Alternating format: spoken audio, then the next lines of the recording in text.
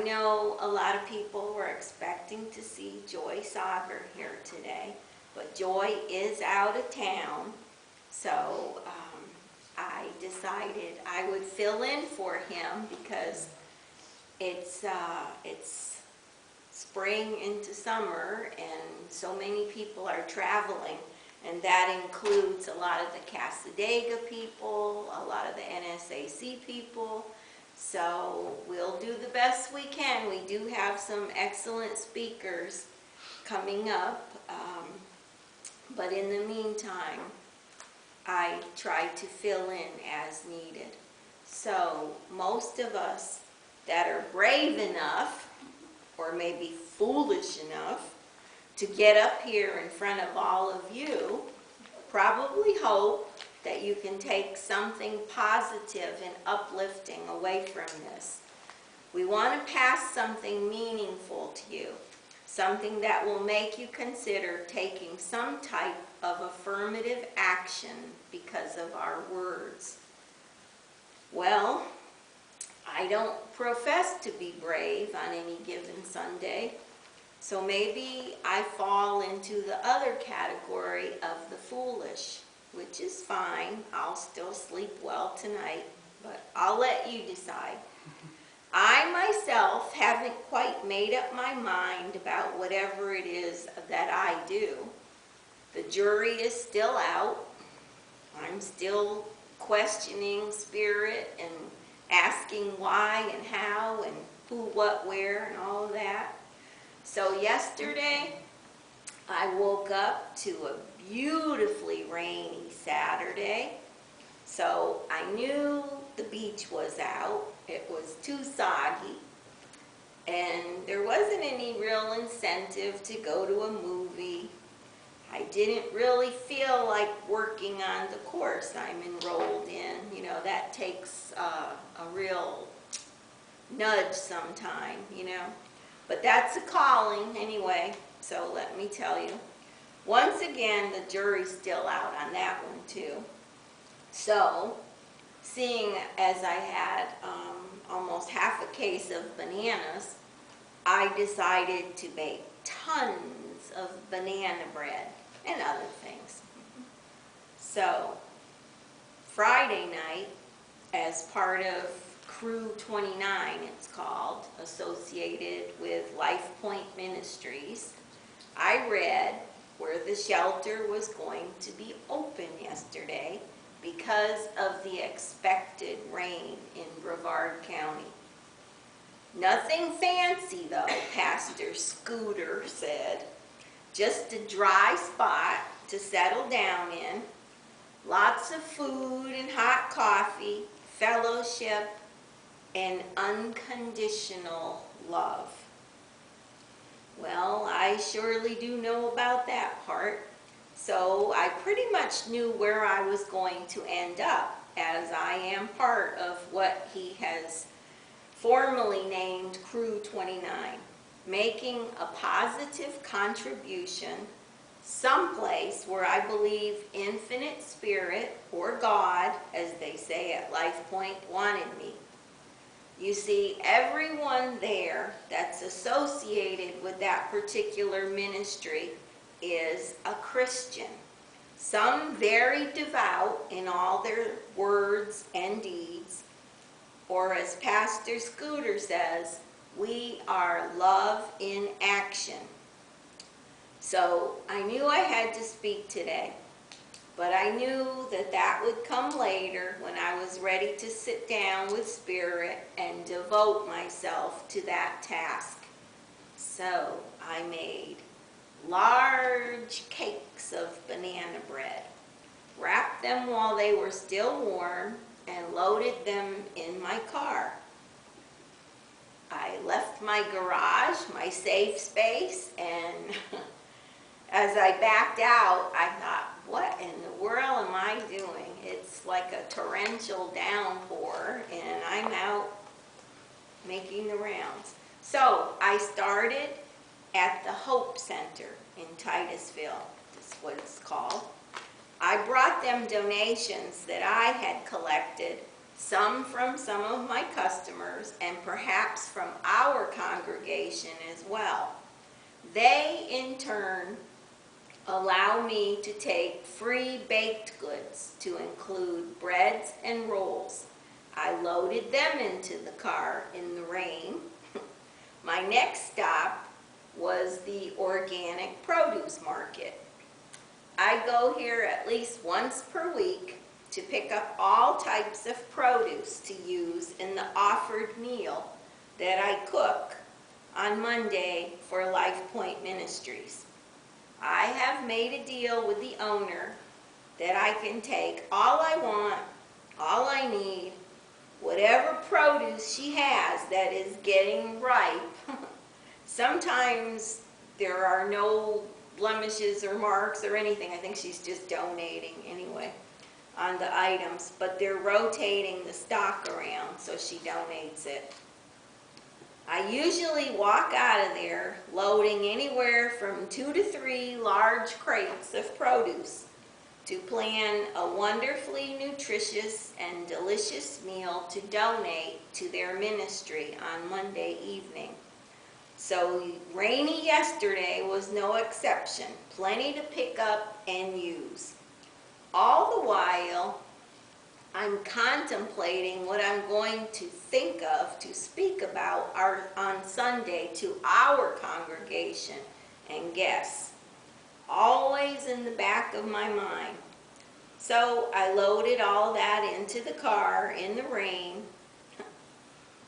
Now it's beginning to look a lot like Christmas. Yes, there are even toys aboard my sleigh. Water bottles, blankets, pillows, etc. What to talk about on Sunday? Then, as usual, I hear a voice capturing my attention as I'm driving down the road. We have put you here on this firm path to do our work. You are here doing what needs to be done. Look around you. You are writing your talk right now. Listen to our words and show others the way. It is not for everyone, but for you, we value you and will continue to use you to spread this word of love. Love for all your brothers and sisters, not just the ones with the shiny cars and sparkling jewels. My brothers and sisters that are alone. Some are unloved, they think. Some that go days, perhaps, without a hot meal or a cold drink. Look around you. You might not always see them, but they are there among you if you choose to see. This is their path. So, we celebrate life, but do you thank God for the path that you have chosen? The path where life is carefree and clean and well-fed and sheltered. Look around you. We see so much on this side that you do not see in front of you. Why is this sister the one that must tell you to take action? She is no better than any of you, but she hears us and knows that we are all the same. Some just chose another way. They are in front of you, so you will see what your clear choice must be. Help her in this or do your own. The Lord God does not care who does it, only that it is done in His name. For that He wants all to know. He chooses you to hear this in His name. Step forward and hear His words, His call to you. Okay, back to my part in this now. The car is full and it's still pouring rain. Oh great, I'm going to get soaked again doing this, grumbling along, driving down the road. So I get to Life Point, my final stop, and boy, do I dread getting out of the car because, of course, I have no umbrella and there's no sheltered overhang or garage for me to pull into. So I sit there. All of a sudden, it stops.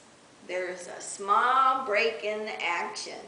I get out, open the hatch, and start carrying in all the bundles I have amassed, starting at my own home to the Hope Center for breads and cinnamon rolls and donuts and of course still warm banana breads. Pastor Scooter is in the kitchen. I can smell the spaghetti sauce simmering.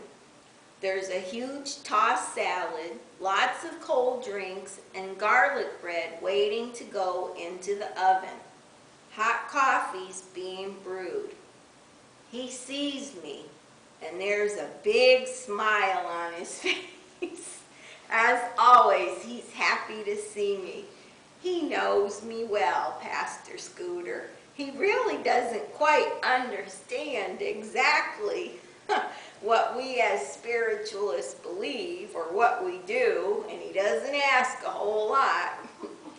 He's asked and I've explained, and as I was explaining, I saw, since he has ADD and ADHD and, like he says, a few other letters, he's not really comprehending. He's somewhere else.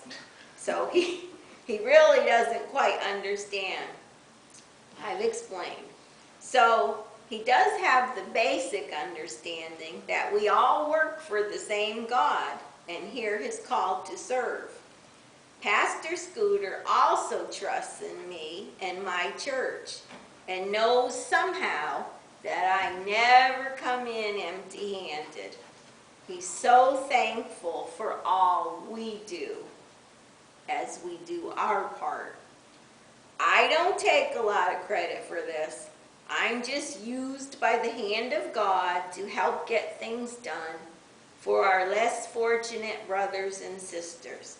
Pastor Scooter invites me to stay, as always. Can you stay, Mrs. Brown? Do you need anything? Do you want anything? Are you hungry?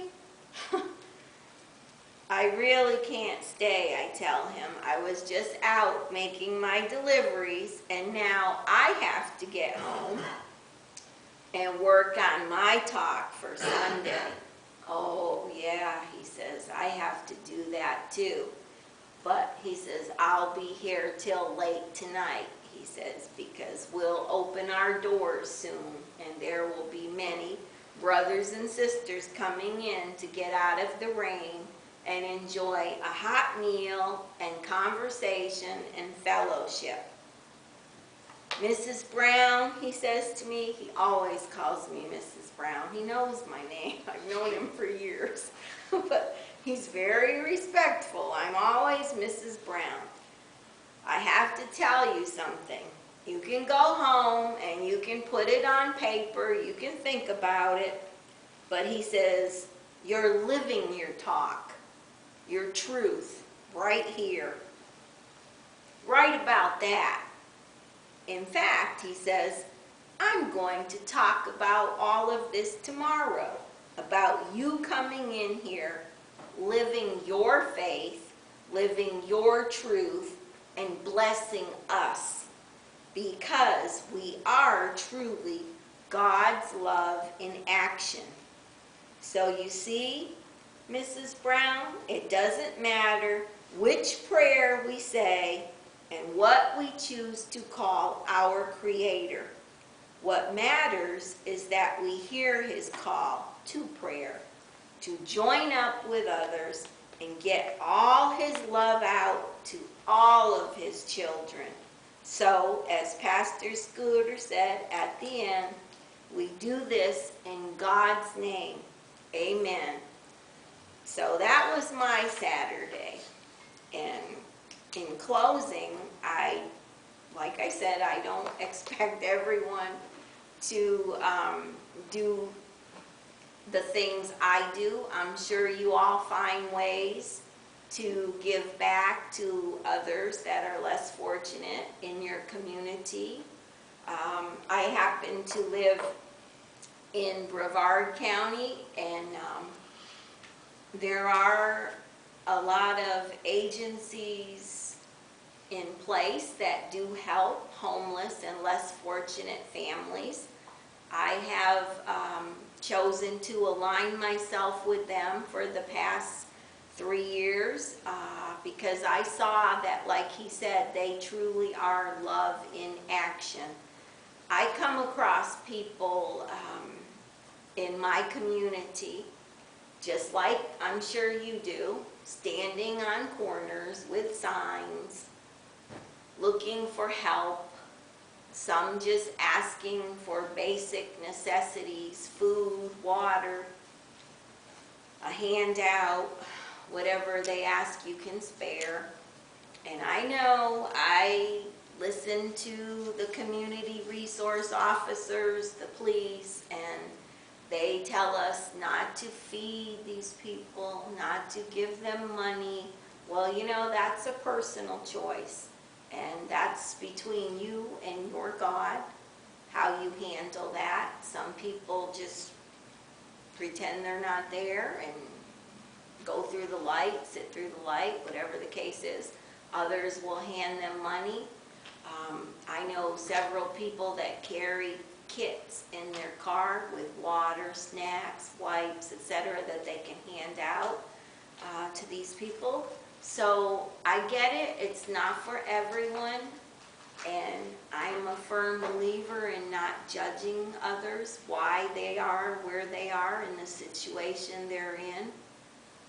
Who are we to judge?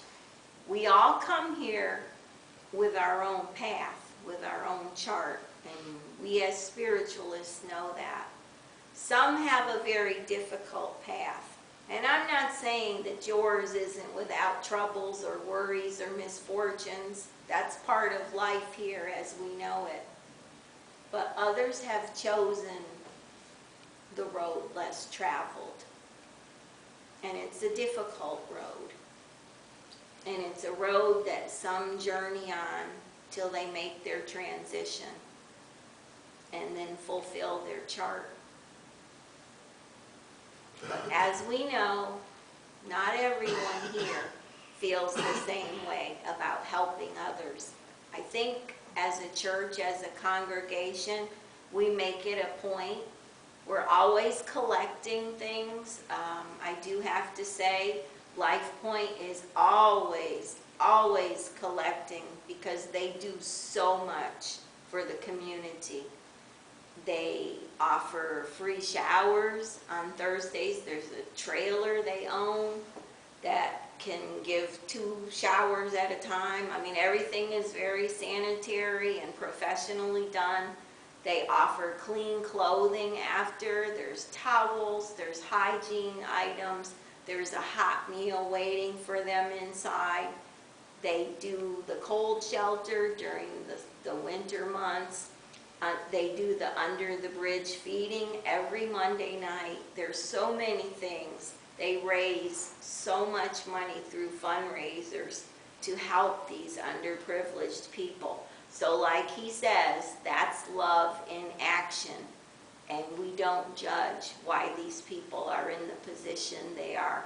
I know there are a lot of agencies that specifically help veterans, which of course is wonderful. I get it. You know, they want to thank them or get them off the streets, but you know what? I'm a veteran too, and I don't feel that I'm any better than the one standing on the street corner, you know, that's a veteran saying he's homeless and hungry. Who am I to judge why he's there?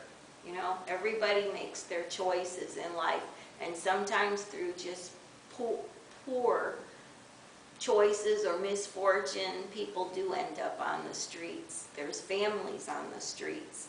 How did they get there? Who made a mistake? How did that happen? Who lost a job? Why? We don't judge these people. All we know is, like what he said, God sees us. He sees us. He sees that. He sees if we choose to help. it's not like Santa Claus. You know, he's not watching you to punish you or say, oh, you didn't help that person.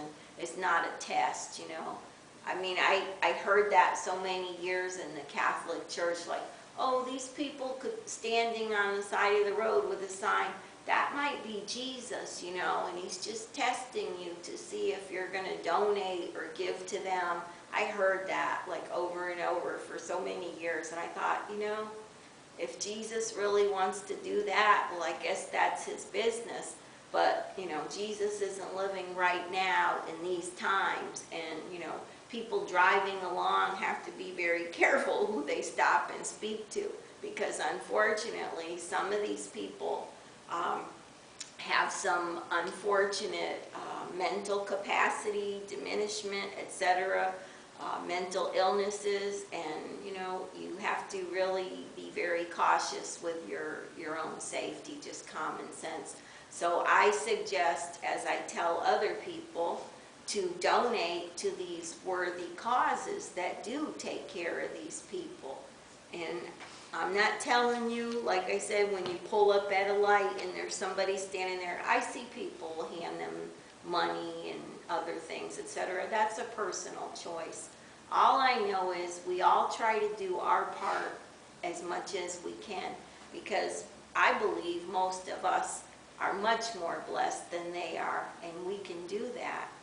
So I would ask in the future, I'm going to get some kind of tote or tub or something like we used to have here. And we used to collect hygiene items, white socks, white t-shirts, all those kind of things, because those are in constant demand with the people less fortunate that come to that church and just need like a change of clothing, you know, personal care items, etc. Snacks, water bottles, hygiene items, toothbrushes, etc. Just basic kind of things. So if you could find it in your heart the next time you come, to maybe when you're out shopping or something or whatever, you see something on sale or whatever, buy one, get one kind of thing, that you bring it to the church and donate it. Because I do take them, whatever we collect, I bring to them on Mondays and usually another day during the week too. So thank you for listening to that, and I guess it's time.